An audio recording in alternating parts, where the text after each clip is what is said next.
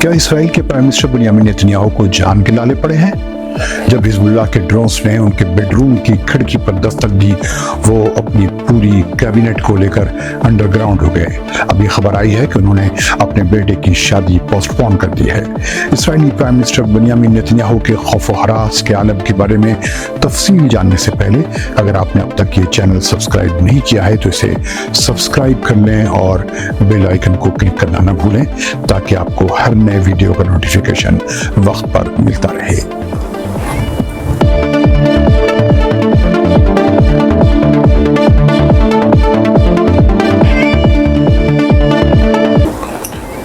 Radio देश के देखने वालों को फैजुल हक का सलाम।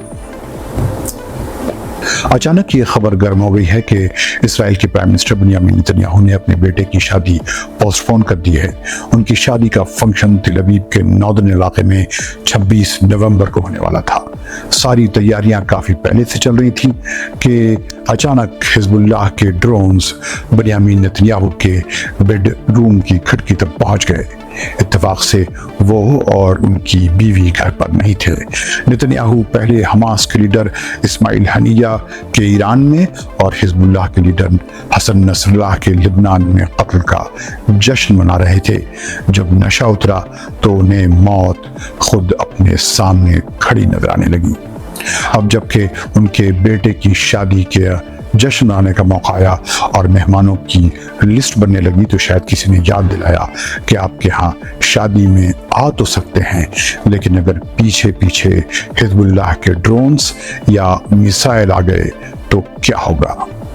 वी स्टैंड विथ इजराइल का नारा लगाने वालों को एक भारतीय वेबसाइट india.com ने भी बताया कि नेतन्याहू ने कारिंदों से कहा है कि जारी जंग की वजह से और ख़ासतौर पर नॉर्थ में ड्रोन्स के खतरात की वजह से शादी ऑर्गेनाइज करना रिस्की हो सकता है।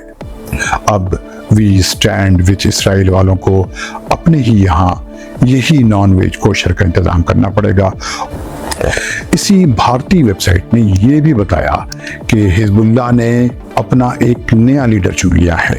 हिजबुल्लाह के नए लीडर नईम कासिम ने दावा किया है कि उनकी ऑर्गेनाइजेशन महीनों तक लड़ सकती है। कासिम ने एक टीवी इंटरव्यू में कहा था कि वो हसन नसरल्लाह के नक्शे कदम पर चलेंगे। पिछले हफ्ते ही बेंजामिन नेतन्याहू के घर पर ड्रोन से हमला हुआ था। ड्रोन्स उनके बेडरूम की खिड़की तक पहुंच गया था। नेतन्याहू ने इस ड्रोन हमले का इल्ज़ाम ईरानी एजेंट्स पर लगाया था, लेकिन उन्होंने हिजबुल्लाह या किसी दूसरी ऑर्गेनाइजेशन का नाम नहीं लिया था। उन्होंने कहा था कि ईरानी एजेंट्स मेरा और मेरी बीवी का कत्ल करना चाहते हैं। उन्होंने कहा था कि जो भी ऐसा करेगा उसे उसकी कीमत अदा करनी पड़ेगी। लेकिन नेतन्याहू के घर पर इस ड्रोन हमले का असर ये हुआ कि वो अब अपनी कैबिनेट की मीटिंग्स सरकारी बिल्डिंग्स में करने के बजाय अंडरग्राउंड करने लगे हैं। टाइम्स ऑफ इसराइल ने बताया कि अक्टूबर के आखिर में नेतन्याहू अपनी कैबिनेट की मीटिंग प्राइम मिनिस्टर ऑफिस के बजाय डर के मारे अंडरग्राउंड की। ये मशवरा उनके स्पेशल सिक्योरिटी के डिपार्टमेंट ने लिया था।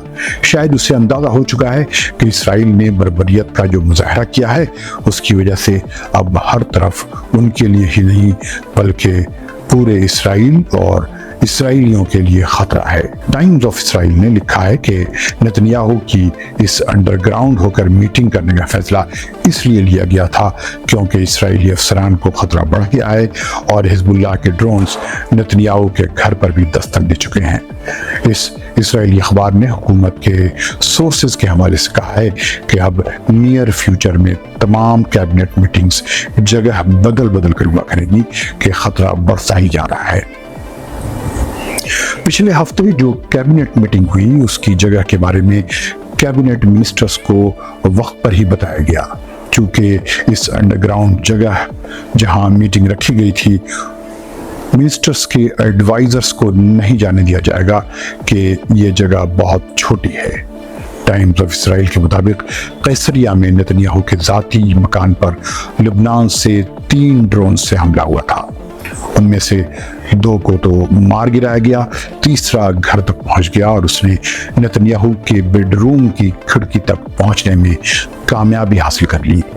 کئی دن کے بعد اسرائیلی ملٹری نے یہ خبر دی کہ یہ ڈرون نہ صرف نتنیاہو کے گھر میں گھسا بلکہ وہ ان کے بیڈ روم کی کھڑکی تک پہنچ گیا۔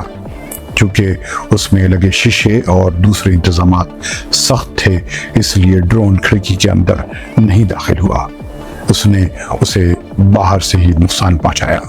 اس کے بعد نتنیاہو کے سیکیورٹی کے انتظامات سخت کر دیے گئے ہیں اور بتایا جاتا ہے کہ ان کی سیکیورٹی کے لیے مزید 2 ملین خرچ آئے گا۔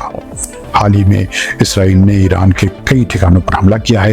اس کے بعد ایران کے اسلامک ریولوشنری گارڈز نے دھمکی دی ہے کہ اس کے سنگین نتائج سامنے آ سکتے ہیں۔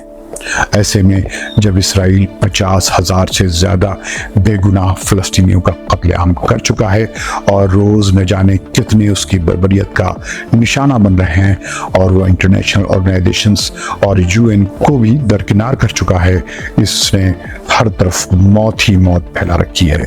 غزہ ہو یا ویسٹ بینک، سیریا ہو یا لبنان، نتنیاہو اور اس کے ساتھیوں کو اگر جاگتے میں بھی ہر طرف موت نظر آ رہی ہو تو کوئی عجیب نہیں۔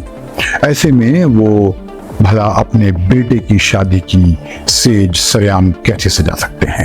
حزب اللہ کے ڈرونز تو حال ہی میں اسرائیلی فوجیوں کے ڈائننگ ٹیبل پر بھی نظر آئے تھے اور ہر طرف خون ہی خون تھا۔ ملتے ہیں ایسے ہی کسی دوسرے ویڈیو کے ساتھ، تب تک خدا حافظ۔